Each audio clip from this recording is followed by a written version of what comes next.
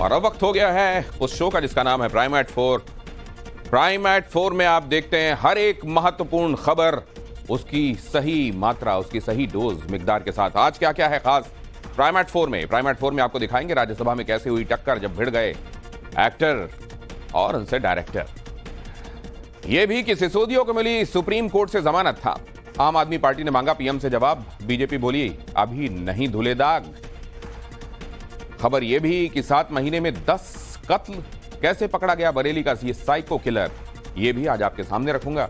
और बारिश और बाढ़ से बेहाल आधा हिंदुस्तान, कहां जनता परेशान, कहां त्राहिमाम, यह भी आपको दिखाएंगे। प्राइम एट 4 में सबसे पहले के लखीमपुर खीरी से। लखीमपुर खीरी में उफान पर आई शारदा, देखते ही देखते नदी में समा गया देवी जी का मंदिर। कटान से ग्रामीणों में दहशत और अब अलर्ट जारी। लखीमपुर खीरी में शारदा इस वक्त किस कदर उफान पर है, इसका अंदाजा आप सामने आई इन तस्वीरों को देखकर लगा सकते हैं। नदी के किनारे बना ये मंदिर कुछ सेकंड्स के अंदर भरभरा कर नदी में समा गया और देखिए फिर ये यहां पर इसका निशान भी नहीं बचा। ये एक पेड़ के नीचे बना हुआ ये मंदिर, और ये मंदिर किस तरीके से शारदा में समा गया उसकी तस्वीरें आप यहां देख रहे हैं। और ये नदी के किनारे बसी हुई जगहों की स्थिति है।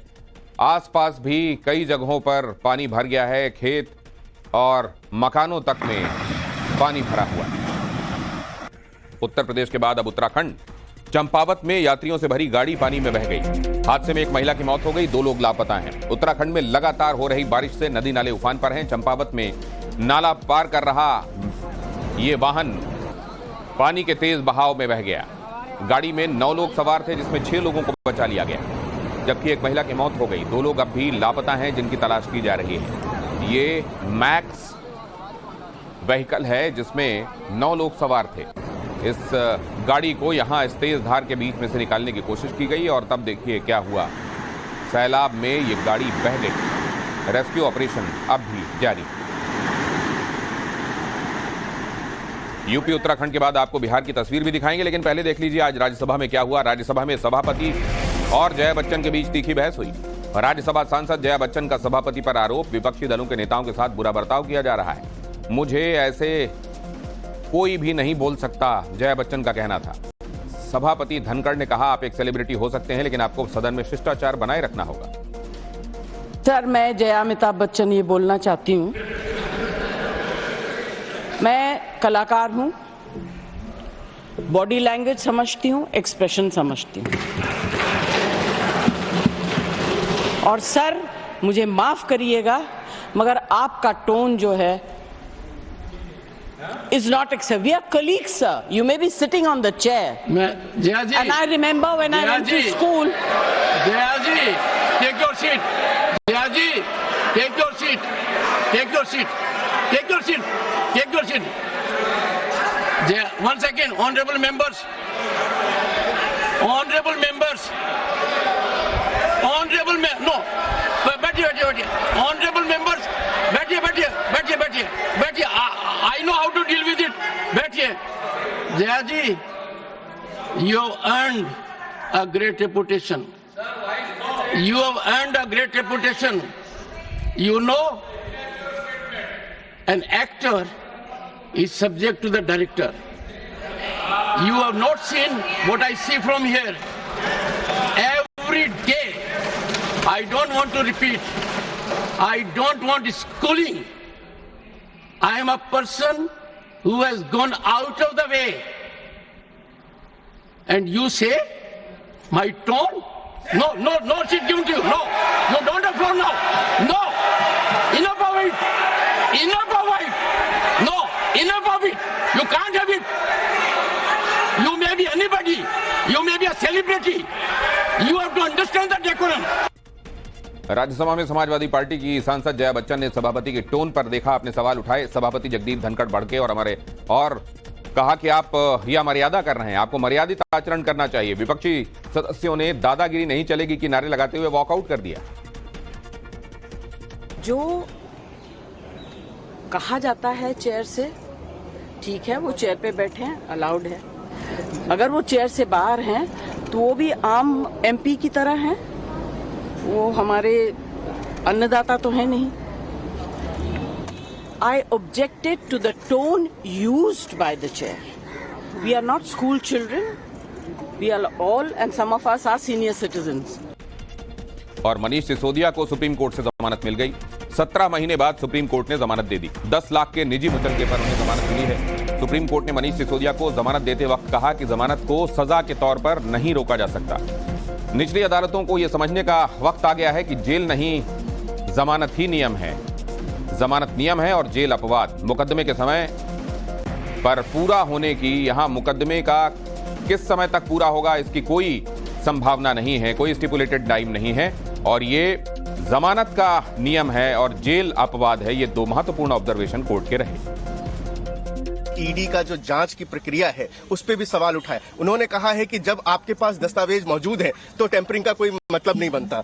अगर इतने दिनों तक जो है आप इनको इनकार्सेशन में रखे हैं, इनको जेल में रखा है और ये जो है बेल के प्रिंसिपल के खिलाफ है, चाहे वो ईडी का केस हो, चाहे सेक्शन 45 हो, वो जो कार्डिनल रूल है बेल का वो जो है वो लागू होता है। और इस बात को ध्यान में रखते हुए कि ऑलरेडी जो है 17 महीने का जो है जेल ऑलरेडी मनीष सिसोदिया जी काट चुके हैं, तो सुप्रीम कोर्ट ने ईडी के तमाम दलीलें को खारिज करते हुए मनीष सिसोदिया जी को बेल ग्रांट किया।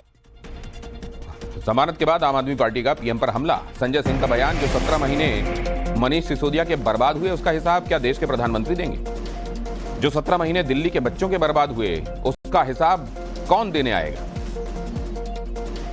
देखिए, ये बहुत बड़ी राहत है आम आदमी पार्टी के लिए भी, दिल्ली के लोगों के लिए भी, एक एक कार्यकर्ता के लिए, और खास तौर से अरविंद केजरीवाल और सत्येंद्र जैन जी के लिए भी। अब न्याय का रास्ता जल्द ही खुलेगा, मुझे पूरी उम्मीद है। जो 17 महीने मनीष सिसोदिया की जिंदगी के बर्बाद हुए उसका हिसाब क्या देश के प्रधानमंत्री देंगे? जो 17 महीने दिल्ली के बच्चों के बर्बाद हुए, एक योग्य शिक्षा मंत्री के रूप में जो सेवाएं मनीष सिसोदिया दिल्ली के लोगों को दे सकते थे, उसका हिसाब कौन देगा? 10 लाख के जमानती बॉन्ड पर और पासपोर्ट सरेंडर करने की शर्त पर हर हफ्ते में 2 बार, सोमवार व गुरुवार, थाने में जाकर हाजिरी लगाने की शर्त पर जमानत को दोष मुक्त नहीं कहा जा सकता। धोखाधड़ी जालसाजी के शराब घोटाले में मुख्य अभियुक्तों में से एक हैं, 17 महीने में जेल में है, अब भी सशर्त जमानत मिली है। आम आदमी पार्टी अगर इसको अपनी विजय बता रही है तो दुर्भाग्यपूर्ण है। और मनीष सिसोदिया की जमानत पर भावुक हुई आतिशी। भाषण के दौरान आतिशी का भावुक होना दिखाई दिया। सिसोदिया को शिक्षा क्रांति का जनक बताया आतिशी ने। बीजेपी ने कहा जमानत का मतलब अपराध मुक्त हो जाना नहीं है। एक झूठे केस में फंसाकर जेल में रखा गया। आज का दिन भारत के इतिहास में, भारत की शिक्षा व्यवस्था के इतिहास में जाएगा कि उस शिक्षा क्रांति के जनक की आज बेल हुई, आज सच्चाई की जीत हुई, शिक्षा की जीत हुई, दिल्ली के बच्चों की जीत हुई। मैं जानती हूं कि आज आम आदमी पार्टी के ऑफिस में हर्षोल्लास का माहौल है, स्वाभाविक सी बात है, लेकिन आपके माध्यम से जो वो बार बार जनता को भ्रमित करने का प्रयास कर रहे हैं, उस भ्रम को जरा मैं दूर कर दूं। इसका अर्थ ये नहीं है कि सिसोदिया जी अपराध मुक्त हैं, वो अभी भी अभियुक्त हैं और उनकी जवाबदेही कोर्ट ऑफ लॉ में बनेगी दिल्ली की जनता के साथ विश्वासघात करने की। शराब घोटाले के मामले में आरोपी सिसोदिया को 17 महीने बाद जमानत की ये राहत मिली है। पिछले साल 26 फरवरी 2023 को सिसोदिया जेल गए थे, जिसके बाद आज उन्हें सुप्रीम कोर्ट से जमानत मिली, यानी 530 दिनों के बाद सिसोदिया खुली हवा में सांस ले सकेंगे। हालांकि बीच में उन्हें अपनी पत्नी के खराब स्वास्थ्य के चलते पेरोल दी गई थी। मनीष सिसोदिया को सुप्रीम कोर्ट ने जमानत तो दे दी है, पर इसमें कुछ शर्तें हैं।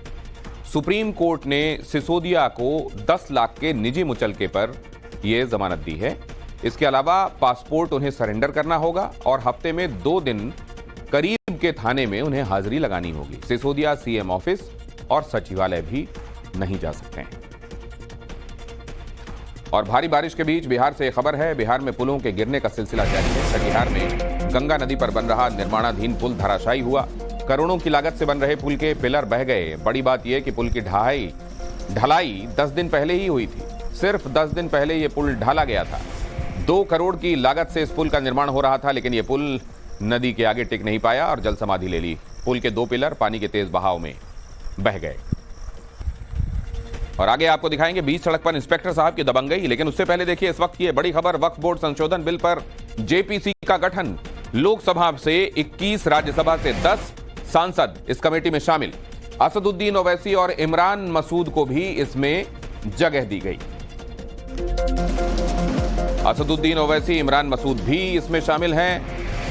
वक्फ संशोधन बिल, उसे लेकर जेपीसी का गठन। लोकसभा से 21, राज्यसभा से 10 सांसद कमेटी में शामिल किए गए हैं। असद ओवैसी और इमरान मसूद को भी इसमें जगह दी गई। वक्फ बोर्ड संशोधन बिल पर सियासी घमासान फिर भी जारी है। विपक्ष ने बिल को मुसलमान विरोधी और धर्म विरोधी बताया। किसी के भी अधिकारों को छीनने नहीं देंगे, प्रियंका चतुर्वेदी ने कहा। बीजेपी ने किया पलटवार, विपक्ष की बांटने वाली राजनीति जारी है। ये मुसलमान विरोधी है, ये धर्म विरोधी है। ये भारतीय जनता पार्टी की मंशा दिखाता है कि भारतीय जनता पार्टी सिर्फ और सिर्फ मुसलमानों के खिलाफ काम करती है। साथ ही साथ वो एंटी फेडरल स्ट्रक्चर भी है। जिस तरीके से सेंट्रलाइज करना चाह रहे हैं पूरे पावर को, वो भी पीड़ादायक है। उस नकारात्मक विपक्ष के संबंध में मैं इतना ही कह सकता हूं कि ईश्वर उनको सम्मत दे और वो एक सकारात्मक सोच के साथ इस देश की तरक्की में सम्मिलित हो। इस देश में जो भी अच्छा होने जाता है, जब वो संशोधन करते हैं तो अच्छा है, और जब किसी प्रकार का अच्छाई के लिए कोई काम सरकार करने जाती है तो वही उनके लिए फैलाने के लिए, अफवाह फैलाने के लिए उनके पास एक सुगुफा मिल जाता है। और बिहार में वक्फ बोर्ड संशोधन बिल पर राजनीति गर्मा गई है। बिहार के डिप्टी सीएम का बयान आया है। तुष्टीकरण की राजनीति में राष्ट्र को कमजोर करने की साजिश है ये। विजय कुमार सिन्हा ने कहा, विपक्ष की समाज में अराजकता फैलाने की मानसिकता है और ये उसी का परिचायक। आरजेडी ने कहा, सरकार की नीयत साफ नहीं है, सरकार गलत मंशा से बिल को लेकर आई। लोग तुष्टीकरण की राजनीति में राष्ट्र को कमजोर करने का, समाज में अराजकता फैलाने की मानसिकता, ये पूर्णतः संविधान विरोधी मानसिकता का सूचक है। सरकार की नीयत साफ नहीं है। सरकार को इसलिए जनता ने वहाँ नहीं दिया बहुमत कि आप मंदिर मस्जिद का जमीन नापिए और किसी धर्म का जमीन कब्जा करके दूसरों को दीजिए। बाहर आरजेडी का प्रदर्शन, ये खबर देखिए। आरजेडी ने बिहार को विशेष दर्जे की मांग को लेकर यह प्रदर्शन किया और केंद्र पर निशाना साधते हुए आरजेडी सांसदों ने कहा कि बिहार को विशेष राज्य का दर्जा देना होगा। बिहार को विशेष राज्य का दर्जा, इसकी इस मांग को लेकर यहां ये आप प्रदर्शन की तस्वीरें देख रहे हैं। मंत्री जी बिहार जाकर के और उन्होंने कहा कि उसको विशेष राज्य का दर्जा, स्पेशल पैकेज दिया जाएगा। और आज प्रधानमंत्री जी को अपनी ही बातें जो कही थी उन्होंने, उनको याद नहीं है। और जो बिहार को जो मदद भी दी गई है वो बहुत छोटी मदद है और उससे कितना समय में वो मिलेगा। तत्काल तो वो मदद मिली नहीं है, वो 10 साल में मिलेगा, 5 साल में मिलेगा, कब पूरा होगी। तो कहीं ना कहीं एक तरह से बिहार की जनता को धोखा दिया गया है। जातिगत जनगणना है, डिमांड है। वो अंग्रेजी में कहावत है कि पीनट्स, बिहार को पीनट्स भी नहीं छिलका मिला। तो विशेष राज्य के दर्जे पे अड़े हुए हैं, जातिगत जनगणना पे अड़े हुए हैं। SC ST वाले जो पूरा मसला है, पूरे देश में आक्रोश है। सरकार विधेयक लाए। आज की राजनीति में सबसे बड़ी खबर महाराज की राजनीति से ये देखिए, संजय राउत का एक बयान आया है कि हमारी सीट शेयरिंग की बातें पूरी हो चुकी हैं। सीट शेयरिंग को लेकर कोई तनाव नहीं है, संजय राउत ने जोर दिया। महाराष्ट्र विधानसभा चुनाव में ज्यादा समय नहीं बचा है और ऐसे में सभी दल इन चुनावों को लेकर अपनी रणनीतियां तैयार करने में लगे हुए हैं। संजय राउत का दावा है कि महाराष्ट्र में आघाड़ी गठबंधन में सीट शेयरिंग को लेकर सहमति बन गई है। हालांकि अभी सीट शेयरिंग और उम्मीदवारों को लेकर कोई आधिकारिक ऐलान नहीं हुआ है। सूत्रों की माने तो गठबंधन सीट शेयरिंग फॉर्मूले के साथ साथ उम्मीदवारों के नाम भी तय कर चुका है। सीट शेयरिंग की बातें पूरी हो गई है, चर्चा चल रही है। 3 पार्टी में सीट शेयरिंग के बारे में कोई तनाव नहीं, कोई मतभेद नहीं। हमें चाहते हर सीट पर ऐसा उम्मीदवार ऐसी पार्टी लड़े जो वहाँ जीत सकती है। जहाँ एनसीपी, जहाँ कांग्रेस, जहाँ शिवसेना का उम्मीदवार जीता है उनको सीट मिलेगी। यही हमारा फॉर्मूला है। किसी भी हालत में जिसने महाराष्ट्र को लूटा है, महाराष्ट्र पर डकैती डाली है, दरदिन डालते हैं, ऐसे सरकार, खोखे सरकार जो इलीगल है, अनकॉन्स्टिट्यूशनल है, असंवैधानिक है, वो सरकार यहाँ बैठे, उसको हमको निकालना है। और प्रधानमंत्री नरेंद्र मोदी ने नीरज चोपड़ा से बातचीत की। सिल्वर मेडल जीतने पर उन्होंने नीरज को बधाई दी। नीरज चोपड़ा से उनकी इंजरी के विषय में भी जाना। पीएम ने सोशल मीडिया पर लिखा, नीरज चोपड़ा उत्कृष्टता के साक्षात उदाहरण। भी काफी अच्छा रहा, लेकिन फिर भी कुछ मुझे लग रहा है कि कुछ चीजें हैं और एक थोड़ी सी इंजरी है, इसको थोड़ा ठीक करके जो फोकस इंजरी की तरफ रहता है खेलते टाइम वो उस पे ना हो और परफॉर्मेंस पे हो। लेकिन आज शायद से वो नहीं था कि आज नहीं बजवा पाएंगे राष्ट्रगान। दूसरे ओलंपिक में भी हम मेडल जीत पाए हैं जेवलिन में, ये हमारे लिए बड़ी खुशी की बात है। लगातार हम लोग मतलब दूसरे देशों को फाइट दे रहे हैं, ये बहुत अच्छी बात है।